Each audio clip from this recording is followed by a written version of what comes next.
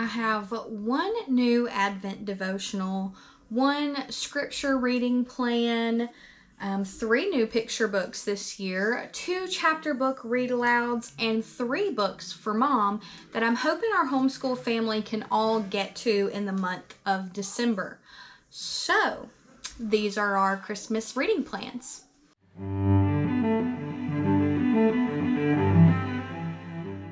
Hello friends, and welcome to my channel. My name is Haley and I am a Christian wife, Charlotte Mason homeschool mother of 3, out to redeem my very own literary education, which means that throughout the year not only am I building a rich literary life for my children, but trying to redeem my very own literary education and read all of the classics I've never read before. So of course you're going to see a little bit of classic literature in my reading plan for myself, as well as some great reads for my family this Christmas.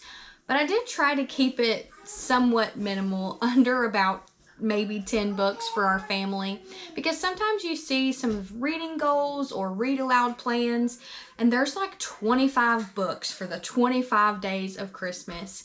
And while that sounds so exciting, I just don't think that I could do it. So these are the books that I'm planning on getting to this Christmas with my family. I of course have a few extras and old favorites picture books wise, but this right here is the goal. And we're of course going to start with the very most important reading of all, and that is our Advent reading, our biblical reading. That is the entire point of this season. It is of course at the very root of our Christmas reading plan. So I did get a devotional I think is going to work for the whole family that we're going to include in our morning time, and that is All Creation Waits, The Advent Mystery of New Beginnings by Gail Boss and illustrated by David Klein. So not only is this a beautiful book, but I think it's a book that's going to blend scripture and spiritual, very meaningful Advent reads with nature study, because each of these Advent devotionals goes through an animal and some of their winter habits that sort of mirror or parallel the story of waiting on the coming Christ. So I think this is going to be really beautiful and really fun. I love the illustrations because I believe they're actually woodcuts, which is incredibly interesting. And we're an outdoor family. We love to hunt, we love to fish, we love nature study and all of those things. So I think this is the perfect fit for all of us. And I'm going to include this in the morning time at our breakfast table. For our Bible readings, we're going to be reading out of our family Bible. This was gifted to us by our church, and I use this Bible for all of our Ambleside online Bible lessons. So this is what I read aloud for school because it's really beautiful. But also, what I love about it is that for both Easter and Christmas, it has specific sections for children. So this is the stories of Christmas, sharing the history and meaning of the season with children. And every day there's like 1 page of illustration and a small story. So the birth of Jesus, the story of the Old Testament, the story of the angel Gabriel, story of the shepherds, of Simeon and Anna, that's one of my favorites. Story of the 3 kings, the story of the flight into Egypt, and then at the back it has an Advent family devotion, which tells you how to light the Advent candles on an Advent wreath. It has an opening prayer, a closing prayer, and scripture readings for the 1st, 2nd, and 4th Sunday of December of Advent. And I'm really excited about this. We got this last year from our church, so this is going to be my first Christmas reading through these stories with my children. I'm not going to replace our Ambleside online readings. What I'm going to do instead is replace our Bible story readings with these at the breakfast table. We've been reading through the Jesus Storybook Bible, but for Advent, I'm going to replace it with these. And we're still going to be doing our Old and New Testament Ambleside online readings as well. And then for my young children, I have a 7-year-old who is in year 1 or 1st grade with Ambleside Online, but I also have a 4-year-old and a 2-year-old. So picture books are a staple, and I have 3 new ones this year. 1 that I purchased and 2 that were given to our family, and I'm really excited about all of them. The first one is St. Nicholas, the real story of the Christmas legend. This one's very important because while my children know the story and the legend of Santa Claus, I don't think you can live in today's world in Christmas time and not know what that at least is.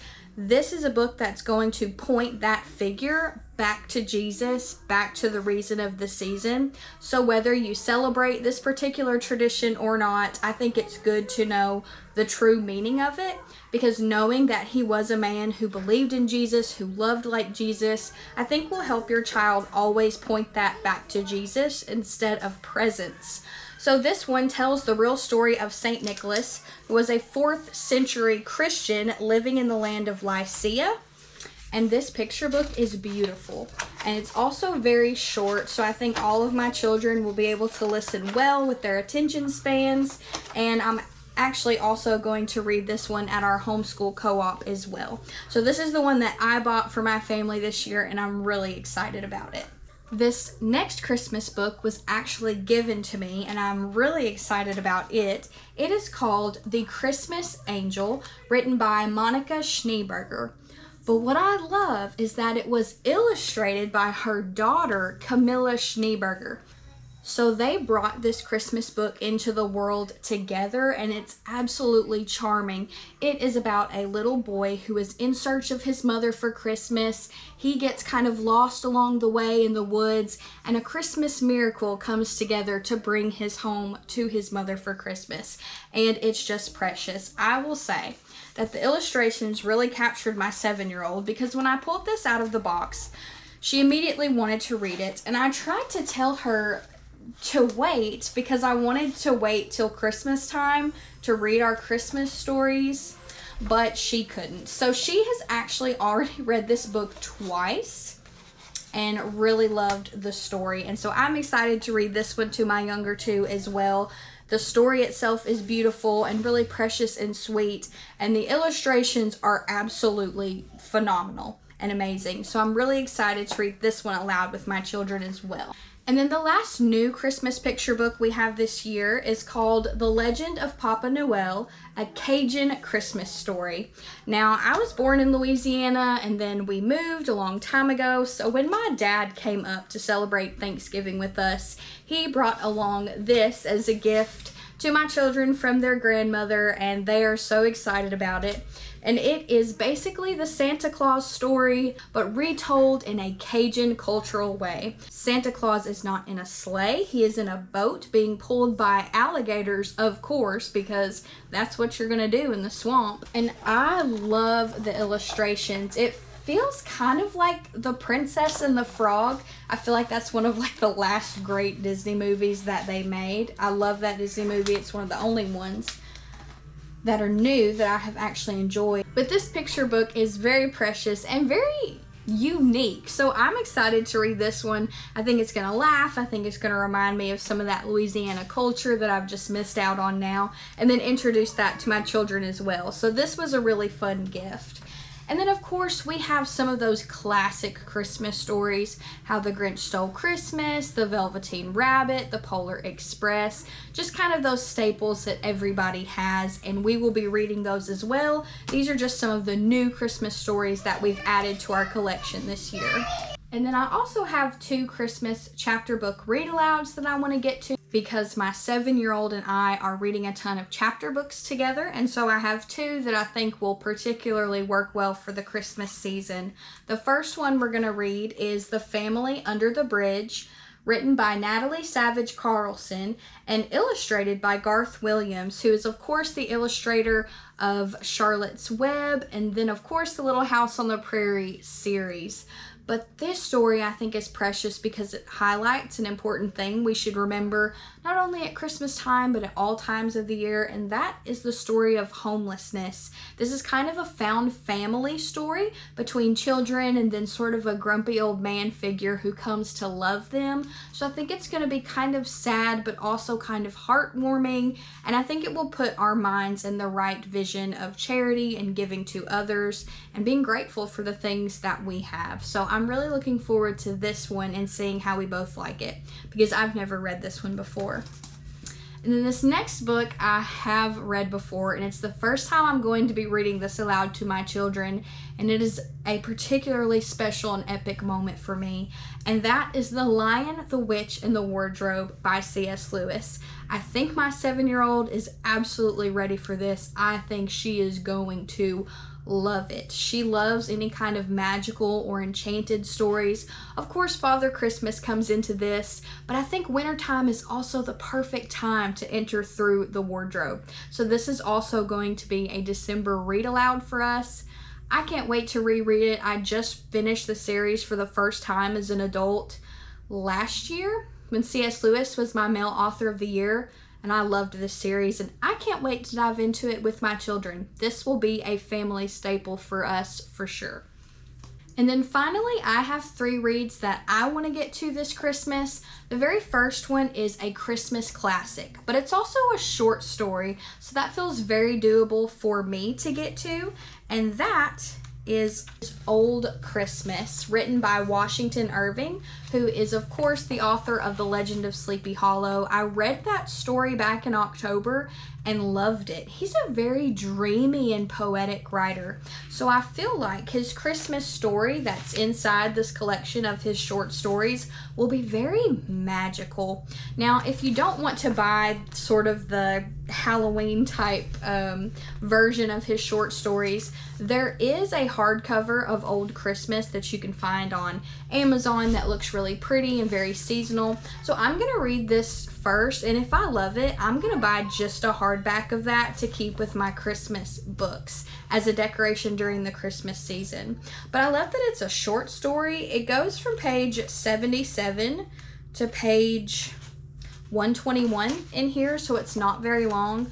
So I know if I don't have time to get to anything else this Christmas season for myself, I will be able to finish this one.